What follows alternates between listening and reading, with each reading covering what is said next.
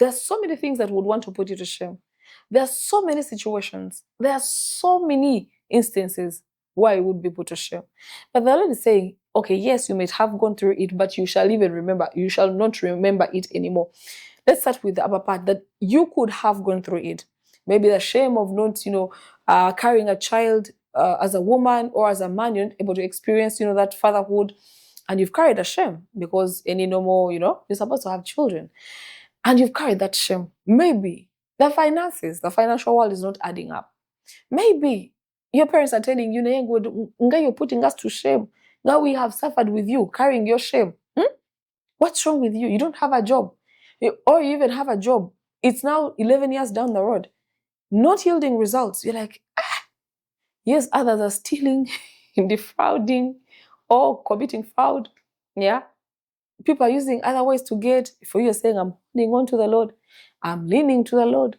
I'm waiting on the Lord. Well, the Bible is encouraging you today that do not give up. You will not be put to shame. The God who says you will not be put to shame, you shall not be put to shame. And he even says, even when you're put to shame, you shall forget.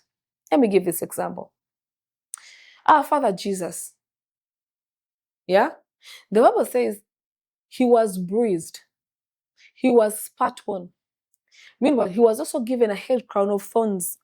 He was mocked. He was undressed. For me, I believe there's no better shame than that. He was undressed because the world wanted to show a shame on him. But do you think he ended in shame? No. Do you think he still remembers that he carried shame?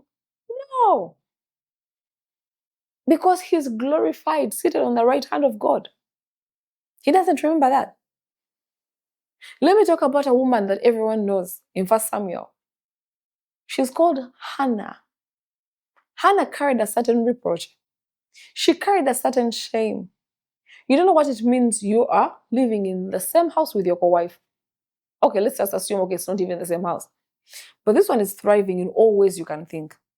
Has children, keeps on giving birth to children. Meanwhile, you're there. Every year comes, it is as good as the last year. This one that comes is as good as the last year. And people are like, she has trusted her God. Now you see, what kind of woman are you even? What kind of man are you? Now here you, what kind of caliber should we place you into? Now for you, like questions are coming, you feel a certain gamut of shame on you.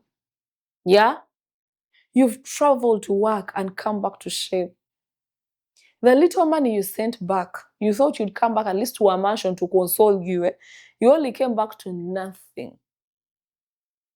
You came back with a disease and people are like, hey, we thought God had told you to go, but what happened? There's that shame that you carry. Well, I'm here to encourage you. The Bible says that you shall not. And the one who's saying is able. The Bible says God is able to do. He's able to do exceedingly far above, beyond what we could ever dream.